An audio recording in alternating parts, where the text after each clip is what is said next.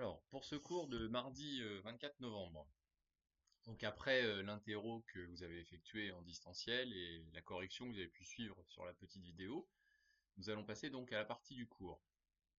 Alors nous allons attaquer donc un nouveau chapitre de physique qui s'intitule Mécanique des fluides. Alors effectivement, mécanique des fluides, c'est qu'on va étudier donc l'écoulement macroscopique, donc à l'œil nu, hein, à l'échelle humaine, l'écoulement d'un fluide.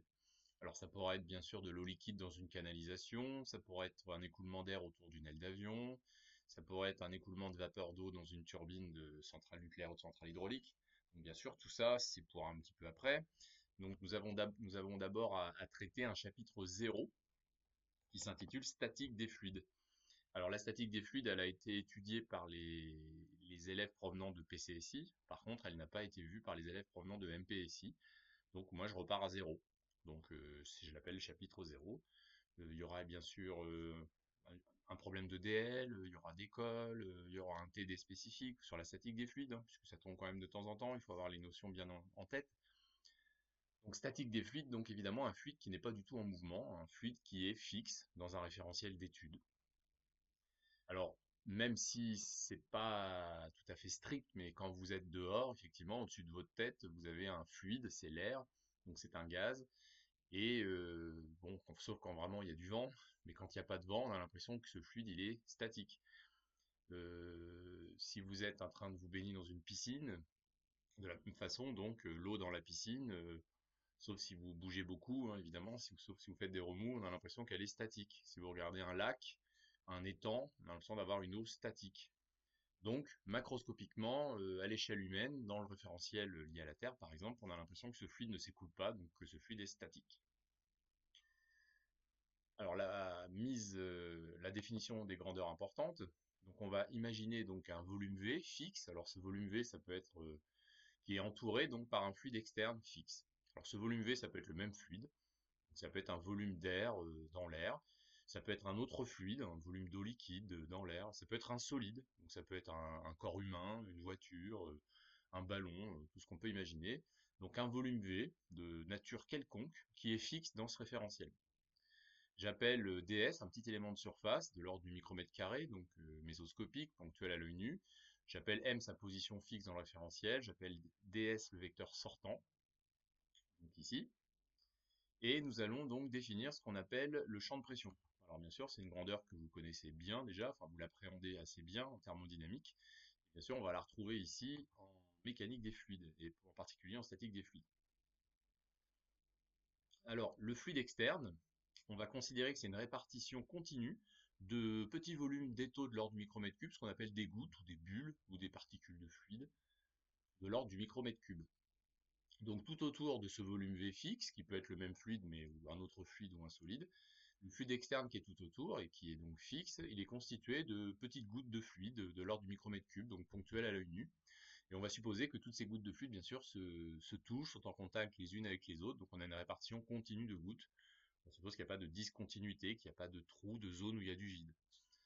Alors attention, des taux de l'ordre du micromètre cube, c'est mésoscopique. Ce n'est pas microscopique. Au niveau microscopique, la matière est constituée d'atomes, de molécules, avec effectivement donc entre les atomes et les molécules du vide, et au sein même des atomes du vide, entre le noyau et les nuages électroniques. Donc une répartition clairement discontinue de la matière. En mécanique des fluides, cette année, on aura une vision mésoscopique et macroscopique, donc on ne va pas s'intéresser, alors bien sûr on ne va pas être naïf, on sait ce qui se passe au niveau microscopique, mais on ne va pas s'intéresser à la constitution de la matière au niveau microscopique. Donc pour nous, en mécanique des fluides, la répartition des petites gouttes de l'ordre du micromètre cube, elle est continue. Alors attention, une petite goutte d'un micromètre cube, c'est 2 × 10⁻7 molécules dans l'air, sous un bar à 25 degrés Celsius, 20 millions de molécules. Donc dans un micromètre cube qui nous apparaît ponctuel, il y a 20 millions de molécules. Et dans une petite goutte, une petite bulle d'eau liquide, pareil, à température ambiante, il y a 30 milliards de molécules d'eau. Donc ce volume mésoscopique d'un micromètre cube ponctuel à l'œil nu, il contient un nombre énorme, gigantesque de particules microscopiques. Alors revenons donc à notre problématique ici. Le fluide externe, il va donc exercer une force de contact, une action de contact donc sur le volume V. Imaginez, vous êtes dehors, au-dessus de votre tête, il y a une colonne d'air qui fait plusieurs kilomètres de hauteur, donc vous imaginez que l'air, c'est à peu près 1,2 kg par mètre cube, donc vous avez une masse d'air au-dessus de votre tête qui appuie sur votre tête. Alors bien sûr, on n'en est pas conscient, mais ça fait effectivement une force assez importante. Eh bien, il y a une action de contact de la part de l'air sur votre tête. Quand vous vous amusez à plonger sous l'eau, vous avez effectivement votre corps qui est totalement immergé dans l'eau liquide, donc vous avez une action de contact exercée par l'eau liquide sur votre corps. Donc pour définir cette action de contact, eh bien sur l'élément de surface ds ici du volume V fixe, on va donc définir la force dF indice S en M, donc c'est une force en Newton, et ce sera égal à moins P en M ds, le vecteur ds, avec P en M un champ scalaire qu'on appelle justement le champ de pression. Champ de pression qui est donc forcément positif, qui est en pascal, qui va être une force par unité de surface, donc en Newton mètre-2, qu'on appelle aussi le pascal, qu'on peut aussi donner en bar. Donc on dit que c'est la force de pression exercée par le fluide externe sur le volume V par l'intermédiaire de l'élément de surface ds, donc du fluide externe sur l'intérieur du volume V. N'oubliez pas bien sûr le signement, on l'appelle aussi l'action normale. Donc c'est comme ça qu'on définit le champ de pression dans le fluide externe au point M. Donc le fluide externe au point M qui est en contact avec le volume V au niveau de la surface ds, eh bien il exerce une force qu'on appelle une force pressante, une force de pression, une action normale. Et pour exprimer cette force, donc on utilise un champ scalaire qu'on appelle le champ de pression. Évidemment, pour l'instant, le champ de pression ne dépend pas du temps, on est en statique des fluides. Ce champ de pression est en pascal, Newton mètre-2, bon, vous savez qu'on peut aussi l'exprimer en bar. Donc on dira que quand vous êtes dehors, l'atmosphère, l'air, exerce une force de pression sur votre corps, sur votre tête, sur votre corps. Alors si on a envie d'avoir la résultante des forces de pression sur l'ensemble du volume V, bah, mathématiquement, il faudrait faire une somme continue de toutes les forces dFs sur toute la surface sigma fermée autour du volume V. Donc une intégrale double, une somme continue de dFs. Donc on aurait l'intégrale double sur sigma de moins Pm ds. C'est la résultante des forces de pression sur le volume V, et elle est indépendante de la nature du volume V. C'est-à-dire que tout ce qui compte, on le voit bien, c'est la forme de la surface, sigma, et le champ de pression dans le fluide externe dans chaque point M de la surface sigma. Ça ne dépend absolument pas donc de la nature du volume V. Est-ce que c'est le même fluide, un autre fluide, un solide, texture du solide, tout ça, ça n'a pas d'importance pour cette force de contact, pour cette force de pression. Alors je vous cache pas qu'on utilise très rarement donc cette intégrale double pour exprimer la résultante des forces de pression sur un volume V donc immergé dans un fluide externe. On va assez souvent, mais on va voir que c'est pas toujours valable, mais on va assez souvent utiliser la notion de poussée d'Archimède, qu'on notera pi indice A. Alors attention, première chose, pour pouvoir utiliser le théorème d'Archimède, et donc la notion de poussée d'Archimède, il faut être dans un référentiel galiléen, c'est-à-dire que le fluide externe et le volume V, tout ça, il faut que ce soit fixe dans un référentiel galiléen, alors que pour définir la notion de pression, on n'était pas nécessairement dans un référentiel galiléen. Ensuite, le seul champ de force, donc ce qu'on appelle les forces à distance, qui s'exerce, il faut que ce soit celui de la pesanteur uniforme. Donc avec petit g, l'accélération de la pesanteur. Donc le fluide externe fixe, le volume V soumis au seul champ de force de pesanteur. Donc les forces à distance, si vous voulez. Alors ensuite, la résultante des forces de pression exercées par le fluide externe sur le volume V, qui là aussi est de nature quelconque, qui est fixe, on a vu que ça pouvait s'exprimer comme l'intégrale double sur sigma de moins Pm ds. Et bien c'est ça qu'on appelle la poussée d'Archimède. Lorsque le référentiel ou tout l'ensemble est fixe, lorsque le seul champ de force est le champ de pesanteur, eh bien c'est ce qu'on va appeler la poussée d'Archimède. Donc la poussée d'Archimède, c'est pas une autre force, ce n'est rien d'autre que la résultante des forces de pression qui s'exercent sur la surface sigma externe du volume V, sous certaines conditions, donc référentiel galiléen, où tout est fixe, et seul champ de force, le champ de pesanteur. Le théorème d'Archimède, il dit que cette résultante des forces de pression, c'est tout simplement l'opposé, donc il y a un signe moins, du poids qui s'exercerait au conditionnel sur le volume V si c'était du fluide externe. Voilà. Et évidemment, cette résultante des forces de pression, elle est indépendante de la nature de V. Alors la démonstration, elle est très simple. Si on applique le PFD au volume V, il est fixe dans le référentiel galiléen, donc pas d'accélération. Il est soumis en force de contact à la résultante des forces de pression exercées par le fluide externe, et il est soumis à son poids. Si jamais le volume V était constitué par le fluide externe, si dans le volume V il y avait du fluide externe, eh bien ce serait le poids du fluide externe. Or, la poussée d'Archimède, elle est indépendante, quelle que soit la nature de V. Donc lorsque tout est à l'équilibre, quelle que soit la nature du volume V, donc on a le droit de prendre le fluide externe pour constituer le volume V, et bien on en déduit bien que la résultante des forces de pression, qu'on appelle flux d'Archimède, c'est bien l'opposé du poids du fluide externe qui occuperait le même volume V. Alors on pourra rétorquer qu'encore une fois cette démonstration elle se base sur une situation fictive. Si le volume V n'est pas constitué du fluide externe mais d'un autre fluide ou d'un solide, bah déjà si on constate que c'est à l'équilibre, c'est que certainement que la masse volumique de votre volume V c'est la même que celle que le fluide externe. Sinon on imagine mal comment le tout pourrait être à l'équilibre. Donc la masse du volume V ce serait la même que la masse de fluide externe.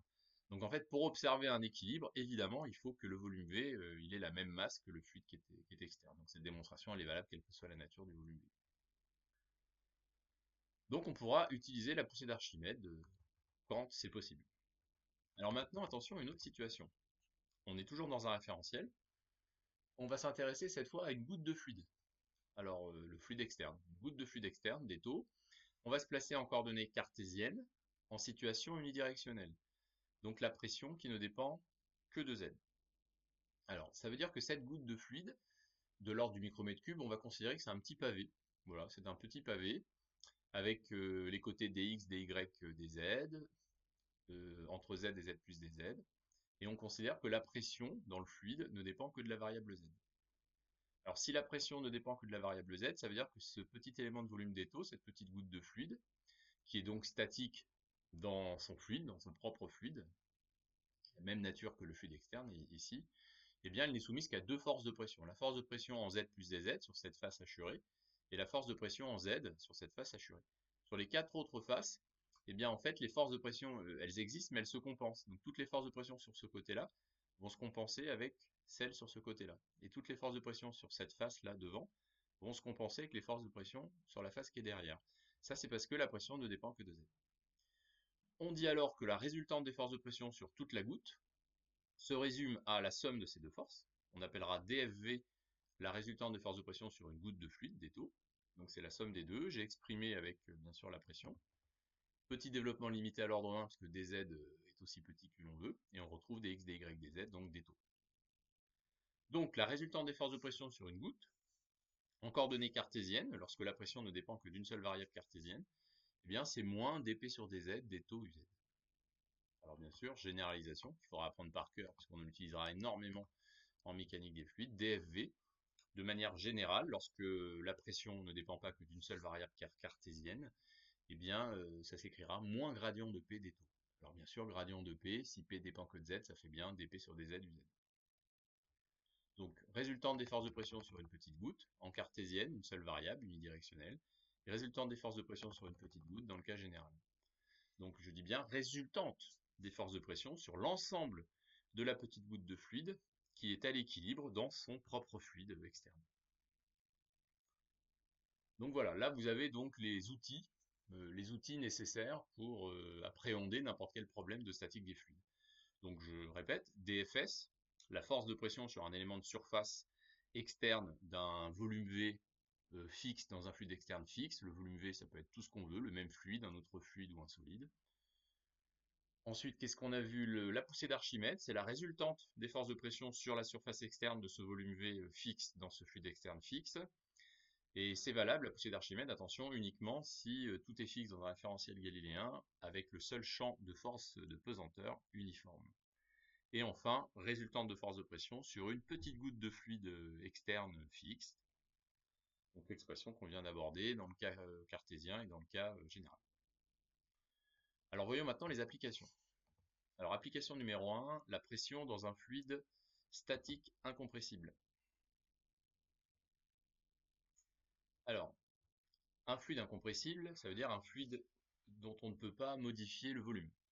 Ça veut dire que si je prends une petite goutte de ce fluide, j'ai beau lui exercer des forces de pression, des pressions, etc. Je pourrais éventuellement déformer la goutte, mais jamais modifier son volume.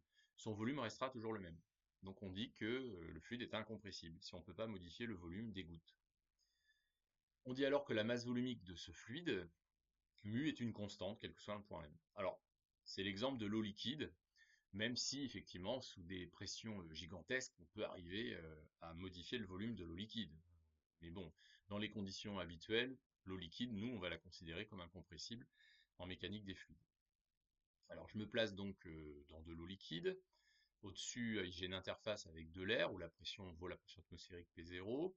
J'ai le seul champ de pesanteur exercé par la Terre, hein, et je vais m'intéresser donc à une petite goutte d'étau d'eau liquide qui est statique dans ce référentiel galiléen lié à la Terre. J'applique le PFD à la goutte. Elle n'a pas d'accélération, elle est soumise à son poids, donc mu d'étau c'est sa masse, et G. Et elle est soumise à la résultante des forces de pression, donc l'ensemble des forces de contact exercées par le fluide qui est autour d'elle sur elle. Donc les détaux se simplifient, ça fait gradient de P égale moins mu G. Ici G, bien sûr, c'est moins G UZ, donc le vecteur gradient n'est dirigé que selon UZ, donc la pression ne dépend que de Z. On a donc dP sur dz égale moins mu G. Alors ce qui nous donne donc P2Z plus mu GZ, en intégrant, qui est égal à une constante. Donc P2Z plus mu GZ égale une constante. Ça, je l'ai entouré en rouge, c'est hyper important, très utile dans beaucoup d'exercices. Alors pour trouver la constante, on peut se placer à un endroit où on a une information précise. Au niveau de l'interface entre l'air et l'eau liquide, il y a continuité de la pression. Alors pour vous, les PSI, il y aura toujours continuité de la pression. Les phénomènes de tension superficielle où la pression n'est pas continue ne sont pas à votre programme. Donc vous, il y a toujours continuité de la pression implicitement au niveau de toutes les interfaces. Donc on dira qu'on va retrouver la pression atmosphérique en Z égale 0. Donc voilà pourquoi on se retrouve avec cette relation.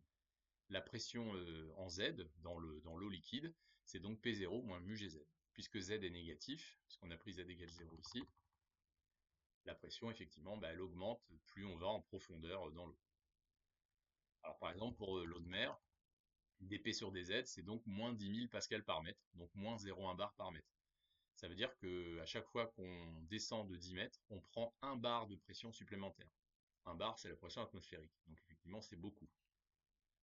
Alors clairement, lorsqu'on fait de la plongée, effectivement, j'ai rappelé ici, il y avait une petite erreur, donc c'est bien 3,5 bars quand on est à 25 mètres. Donc quand on fait de la plongée, effectivement, si on descend à plus de 10 mètres de profondeur, on commence déjà à doubler la pression. Alors au niveau du corps, là où ça va se sentir, en tout cas plus ou moins selon les personnes, c'est au niveau des oreilles. Vous avez effectivement une membrane qu'on appelle le tympan, une membrane assez sensible, et certaines personnes donc ne supportent pas de plonger à plus de 10 mètres de profondeur parce que la douleur est trop forte au niveau du tympan, ils n'arrivent pas à compenser. J'avais mis des photos de barrages aussi, effectivement. Donc là, ça doit être, ça c'est le Verdon, donc ça c'est par chez moi, ça doit être le barrage d'Esparon sur Verdon. Et ça doit être, je crois, le barrage de Grand Maison, pour ceux qui connaissent, ça doit être dans les Alpes, dans l'Isère, je crois. Donc là, effectivement, c'est pareil, on va avoir une retenue d'eau assez importante, donc il va y avoir des forces de pression qui vont s'exercer cette fois sur le mur du barrage. Donc il y a pas mal d'exercices là-dessus aussi, avec la forme du barrage particulière, hein, pour essayer de répartir au mieux les forces de pression exercées par l'eau qui est retenue pour éviter effectivement de casser le barrage. Alors, d'autres applications, c'est celle du baromètre. Alors le baromètre, c'est un appareil assez ancien qui permet de mesurer la pression atmosphérique. Et ceux qui ont besoin d'avoir des mesures précises de la pression atmosphérique, ce sont les météorologues, enfin en tout cas les gens qui sont sensibles à la météorologie. Donc le baromètre, on utilise un liquide incompressible, alors de l'eau colorée, ou alors du mercure liquide, effectivement, lorsqu'on veut une mesure assez précise. Alors le principe, alors bien sûr j'ai dû mettre un petit schéma d'un baromètre ici à mercure, mais schématiquement le principe plus simple, donc on a un tube résistant, parce que évidemment on le remplit donc d'eau colorée ou de mercure, on le remplit entièrement et on le retourne sur une cuve où il y a ce même fluide, donc mercure ou eau colorée. On constate alors, bien sûr au-dessus il y a l'air, hein, il y a l'atmosphère à la pression P0, on constate alors qu'il y a une petite zone qui disparaît en haut du tube.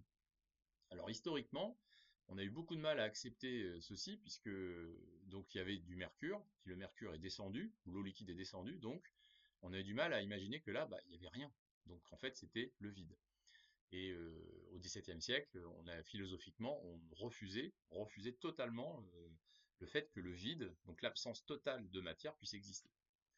Alors nous, les physiciens, cette année, on va considérer que voilà, c'est comme si c'était du vide. En fait, c'est du vide sans air. C'est-à-dire qu'il n'y a pas d'air, évidemment. L'air n'a pas pu traverser la paroi. Mais il y a quand même quelque chose. En réalité, c'est de la vapeur, alors vapeur de mercure ou vapeur d'eau, à l'équilibre, bien sûr, avec le mercure liquide ou l'eau liquide. C'est-à-dire qu'au niveau de cette interface, ici, il y a un équilibre entre du liquide et de la vapeur. mais bien sûr du matériau, en tout cas du liquide qui a été constitué. Donc en fait, on a de la vapeur de mercure à la pression de vapeur saturante du mercure, à la température ambiante, par exemple 20 degrés, c'est-à-dire on est à 0,16 pascal si c'est du mercure. C'est pour ça que là, on est quand même très proche d'un vide important. C'est pour ça que les parois du verre ont intérêt à être résistantes, sinon ça pourrait imploser. Si c'est de l'eau liquide, on est à 2300 pascal. Donc évidemment, c'est plus élevé que le mercure, mais c'est déjà une pression assez faible. Donc si on est à 20 degrés Celsius avec de l'eau liquide.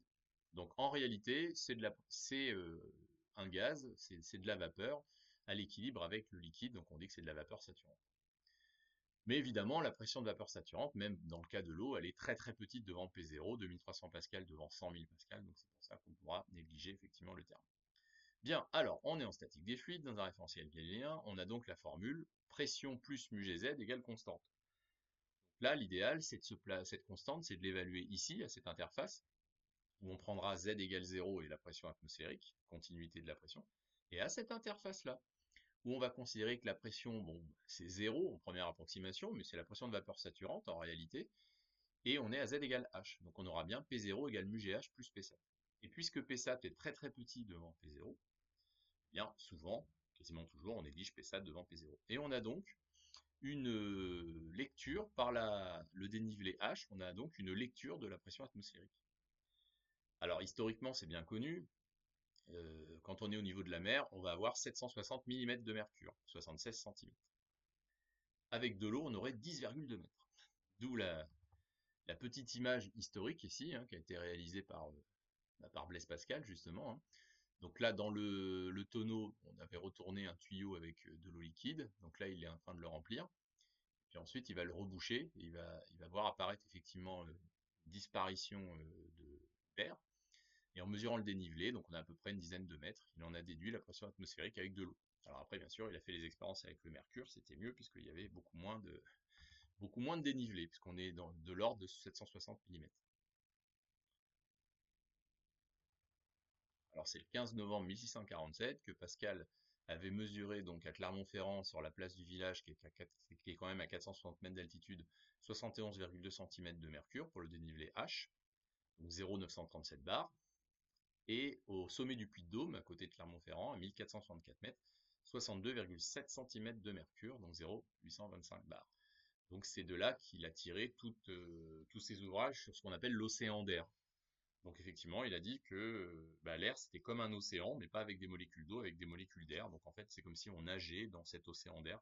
Donc on évoluait dans cet océan d'air qui exerçait en effet une pression sur nous. Et plus on montait en altitude, plus cette pression était faible, cette force était faible, puisque la masse d'air sur votre tête, elle diminue quand vous montez en altitude. En médecine, quand on mesure votre pression artérielle, eh bien en fait, quand on vous dit que vous avez 12,8, ce qui est à peu près une pression normale pour quelqu'un qui est au repos et en bonne santé, c'est donné en fait en centimètres de mercure. Le 12, c'est la pression exercée donc par le cœur au niveau du sang quand on a une systolique, donc la contraction du cœur, et le 8, c'est la diastolique, le relâchement du cœur, donc pression maximale, pression minimale. Quand vous êtes au-dessus de 14-15, c'est que vous êtes en hypertension artérielle. Donc voilà pour les applications concernant donc un fluide incompressible. Alors en mécanique des fluides, quand on s'intéressera aux écoulements des fluides, vous allez voir qu'on va très très souvent, j'ai envie de dire presque toujours, considérer que le fluide est incompressible. Alors deuxième application que vous devez connaître, par contre qui est au programme, c'est le cas quand même d'un fluide statique compressible, le cas de l'air. Alors ça veut dire que l'air, on va considérer que sa masse volumique, elle dépend de Z, donc elle dépend de l'altitude. Donc les bulles d'air, si vous prenez une petite bulle d'air d'un micromètre cube, à peu près, hein, de volume, eh bien, sa quantité de matière ne va pas changer, c'est un système fermé. Si vous montez en altitude, son volume, il va augmenter, puisque sa masse volumique, elle va diminuer. Alors ça, c'est bien connu de ceux qui font de l'aviation, de l'aéronautique, hein, puisque la force de traînée exercée par l'air sur un avion, elle dépend de la masse volumique de l'air externe, et cette masse volumique, elle diminue fortement quand on monte en altitude. Donc la traînée est plus faible, donc on va consommer moins de kérosène pour se déplacer dans l'air. Alors le modèle qui est à votre programme, c'est donc un fluide compressible. On pourra donc diminuer ou augmenter le volume des bulles. La masse volumique va dépendre de Z, de l'altitude. Par contre, on va supposer qu'il est isotherme, température T0, qui se comporte comme un gaz parfait. Donc en z égale 0, on est au niveau de la mer, et on s'intéresse donc à une bulle d'air, qu'on va supposer fixe dans le référentiel galiléen, liée à la Terre. Donc on va retrouver dp sur dz égale moins mu g, sauf que là, mu, attention, n'est pas une constante, donc on ne peut pas intégrer p de z égale moins mu gz ici, puisque mu de z est une fonction de z. C'est là qu'on fait intervenir le modèle du gaz parfait. Donc on aura pour un volume V d'air quelconque PV égale nRT avec n le nombre de moles, c'est-à-dire la masse sur la masse molaire.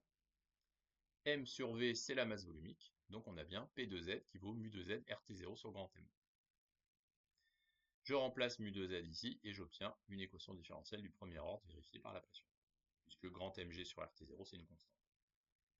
Donc la pression, mais aussi la masse volumique, puisque les deux sont proportionnels, se met sous la forme P de 0, P de 0 étant la pression en Z égale 0 au niveau de la mer, exponentielle moins Z sur delta. Avec delta, RT0 sur grand Mg, une distance caractéristique qui vaut 8,4 km. Si on prend 29 grammes par mol pour la masse molaire de l'air et 293 Kelvin. On en déduit en effet que la pression elle diminue quand Z augmente, mais sur une distance assez grande. Donc la diminution de pression, elle n'est pas très forte. Sur une dizaine de mètres, voire une centaine de mètres, vous n'avez quasiment pas de variation de pression et de variation de masse volumique. Donc voilà pourquoi, pour l'air, ça va souvent nous intéresser, notamment les écoulements d'air autour des ailes d'avion. Quand la différence d'altitude de cet écoulement d'air est d'une dizaine ou une centaine de mètres, on va pouvoir considérer que la masse volumique ne change pas, car la pression ne change pas, donc l'air est incompressible autour d'une aile d'avion. Sous d'autres conditions qu'on verra, mais on pourra très souvent considérer que l'air est malgré tout incompressible, même si là on vient de voir qu'il est compressible. Mais la condition, bien sûr, c'est qu'on soit sur des dénivelés très petits devant 8,4 km. Si on s'intéresse à un écoulement d'air dans un tuyau qui fait 1 mètre de diamètre, un écoulement d'air autour d'une aile d'avion qui fait quelques mètres de dimension, on pourra considérer que la masse volumique de l'air ne change pas. Alors cette formule, qu'est-ce qu'est... Alors bien sûr c'est un modèle, on se doute bien que l'air c'est pas vraiment un gaz parfait, que la température dans l'air, on sait bien que c'est pas 293 Kelvin partout. Bon, voyons un petit peu ce que ça donne. Alors au sommet du Puy de Dôme, ça nous donnerait 0,84 bar. On a vu qu'en réalité c'était 0,825 bar si on fait une mesure. Clermont-Ferrand, 0,947 bar. Bon, je crois que c'était pas tout à fait ça, mais on n'était pas très loin. Donc ça donne un très bon ordre de grandeur. On est très proche de la réalité. Bien sûr, c'est pas un modèle parfait. Alors ensuite, ce qu'on aime bien aussi avec cette formule, c'est vous demander d'évaluer l'épaisseur de l'atmosphère. Alors là, c'est pas très précis. Alors si on considère que quand Z égale 3 delta, la pression a beaucoup plus que 5% de la pression atmosphérique, on peut considérer que voilà, qu'on est à la limite entre l'atmosphère et l'espace, et bien à ce moment-là, on a une idée de l'épaisseur de l'atmosphère, on trouve à peu près 25 km, donc 3 fois 8,4. Mais certains vont aller à 5 delta, 0,01 P0, donc 1% de la pression atmosphérique. Donc à ce moment-là, on sera plus vers les 50, enfin entre 40 et 50 km d'épaisseur d'atmosphère. Bon, tout ça, c'est pas très précis, ça donne des ordres de grandeur pas incohérents, mais tout ça, c'est pas très précis, puisqu'on va terminer le cours de ce matin par la réalité. Donc voilà la réalité. Alors, on va rapidement commenter ce petit schéma que vous avez bien sûr sur Pronote, puis après, moi j'ai fait l'effort de résumer un petit peu un schéma que j'aimerais bien, alors pas vous appreniez tout par cœur, évidemment, ça va, je ne vous demanderai pas ça, mais d'avoir une bonne vision quand même, surtout pour des gens qui se destinent à faire de l'aéronautique par exemple. Maintenant on dit que c'est l'école de l'air et de l'espace, donc d'avoir une vision quand même de ce qui se passe au-dessus de notre tête. Alors en effet, on s'en doute, l'atmosphère n'est pas isotherme, évidemment. L'air n'est pas un gaz parfait, évidemment. Et en réalité, l'atmosphère, on l'a découpée en plusieurs tranches, c'est-à-dire qu'il ne se passe pas tout à fait la même chose selon les zones où on va se situer. Alors, là on est au niveau de la mer, on vous a mis l'Everest, la montagne, donc vous avez des indications avec, bon ça c'est pas à prendre par cœur bien sûr, mais bon au niveau des nuages, les cumulus, les cirrus, les ballons sondes, là c'est un avion, les météorites, les aurores boréales, là une navette spatiale, là un satellite, bon, on va essayer de décortiquer un petit peu tout ça. Alors en effet, la première couche d'atmosphère, on l'appelle la troposphère. Alors dans la troposphère, j'ai fait un schéma, je vais réduire un petit peu, qu'on arrive à voir quand même.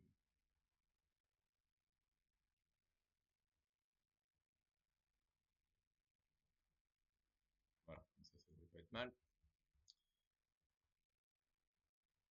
Alors, qu'est-ce qu'on appelle l'atmosphère? Alors, l'atmosphère, en réalité, on est entre 0 et plutôt 700 km. Et en dehors de l'atmosphère, on parle d'exosphère. Et l'exosphère, c'est pas tout à fait non plus le vide intersidéral, l'exosphère, hein, vous allez voir. Bon, enfin, exosphère, exo, ça veut dire en dehors de l'atmosphère, donc on dira qu'on n'est plus vraiment dans l'atmosphère quand on a atteint l'exosphère. Alors on a une première couche qu'on appelle la troposphère. Alors la troposphère, c'est entre 0 et 10 km. Donc c'est pour ça que vous aviez l'Everest, vous aviez la montagne.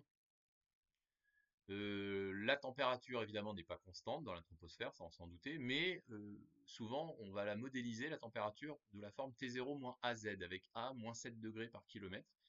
En effet, on constate que l'évolution de la température est presque affine, et on va à peu près entre 20 degrés Celsius au niveau de la mer et moins 50 degrés Celsius sur ce qu'on appelle la tropopause, c'est-à-dire l'interface, la limite de la troposphère.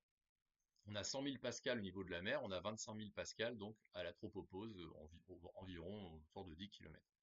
Donc ça, c'est la première couche d'atmosphère où la température va avoir donc une variation affine. C'est effectivement dans cette troposphère donc que les avions de ligne vont évoluer, que les cirrus, donc ce sont les nuages qui vont être aux alentours de la tropopause. Les cumulus qui apportent la pluie, eux, ils sont autour de la zone où il va faire donc 0 degré, hein. C'est la vapeur d'eau qui va se condenser. Et on sera donc aux alentours de 4-5 km d'altitude. Bien. En dehors de la troposphère, une fois qu'on a dépassé la tropopause, on va atteindre la stratosphère. Alors dans la stratosphère, vous voyez, la température n'est plus du tout affine. La température, elle est constante sur une altitude assez importante, puis ensuite, hop, elle se met à augmenter. Alors ça, bien sûr, ça a été mesuré précisément grâce au ballon sonde. On est donc sûr maintenant que dans la stratosphère, entre 10 km et 50 km d'altitude, eh bien, on a effectivement la température qui est quasiment constante jusqu'à la couche d'ozone, justement, qui est à peu près à 25 km. La couche d'ozone, vous savez, c'est la zone qui nous protège donc des ultraviolets, hein, dangereux pour la peau. Et en dehors de la couche d'ozone, après, la température se met à réaugmenter. Et on va retrouver 0 degré Celsius. 0 degré Celsius à peu près sur la stratopause, donc la limite de la stratosphère. Alors que dire, on est à 25 000 pascal, donc déjà la pression elle est quand même assez faible, et on est à 2000 pascal quand on est à la stratopause. Donc 2000 pascal, c'est quasiment la pression de vapeur saturante de l'eau à 20 degrés Celsius. Donc c'est quasiment du vide, c'est un vide grossier, quoi. Ensuite, c'est pas fini, on va atteindre la mésosphère. Alors la mésosphère, là on a la température qui va chuter. Alors pas de façon affine, mais la température va chuter. La mésosphère, c'est la zone où les météorites vont brûler et disparaître, hein, sauf si elles sont très grosses. On est entre 50 km et 85 km. Voilà, rien de particulier, hein, sauf que la température va se remettre à chuter et on va atteindre moins 100 degrés Celsius et 1 pascal. Donc 1 pascal, hein, vous voyez, donc là on est vraiment à une pression très très faible quand on va atteindre la mésopause.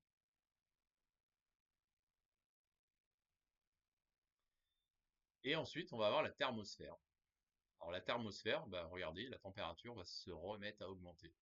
Alors, on va pas rentrer dans les détails thermodynamiques qui permettent d'expliquer ces phénomènes, mais enfin bon, les pressions sont très faibles, donc l'agitation thermique réaugmente, donc la température réaugmente, mais là on est vraiment plus vraiment dans des gaz, hein, puisque les pressions sont très très faibles, les densités sont très très faibles. Et on va voir la température monter, et effectivement, on peut aller jusqu'à plus de 500 degrés Celsius, mais avec des pressions extrêmement faibles, bien sûr. Donc c'est là qu'il y a les aurores boréales. C'est là, en effet, que les rayons cosmiques vont interagir avec les atomes de diazote, il n'y en a pas beaucoup, mais il y en a quand même suffisamment, et donc exciter les électrons et produire une lumière verdâtre, ces nappes verdâtres, hein, c'est à ce niveau-là qu'elles vont être observées. La thermosphère, en effet, on va être jusqu'à peu près 700 km. Alors la station orbitale internationale, elle est à 400 mètres d'altitude, donc elle est dans la thermosphère, donc elle n'est pas du tout dans le vide intersidéral. Ce qui est important aussi à retenir, c'est l'ionosphère. Donc entre la stratopause et la thermopause, donc la limite de la thermosphère, eh bien en fait, je vous ai dit, c'est pas vraiment un gaz, hein, parce qu'on a très très basse pression, c'est plutôt un plasma. Donc c'est un gaz ionisé. Donc en effet, c'est pour ça qu'il y a les aurores boréales, hein. C'est-à-dire que les atomes vont perdre des électrons, il va y avoir des électrons libres, hein, comme dans un conducteur électrique classique. mais à l'état pression très faible, donc à l'état gazeux, donc c'est un plasma. Alors ça va jouer un rôle important parce qu'on va en parler quand on va étudier les ondes électromagnétiques. L'ionosphère, ion, ionosphère, donc plasma, donc gaz qui va effectivement être ionisé, donc où il va y avoir des charges libres, en particulier des électrons libres.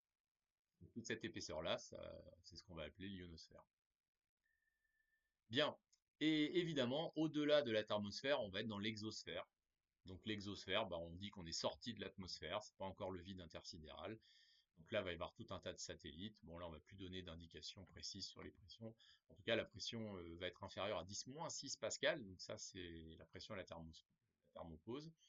Dans l'exosphère, essayez de retenir quand même qu'il y a les satellites géostationnaires. Vous savez, ceux qui ne bougent pas par rapport à la surface de la Terre. Ils sont à peu près à 36 000 km d'altitude. Donc on est bien au-delà. On est dans l'exosphère. Donc voilà, donc avec tout ça, vous avez bien sûr des indications très précises sur la nature de l'atmosphère, en tout cas de ce qu'il y a au-dessus de notre tête.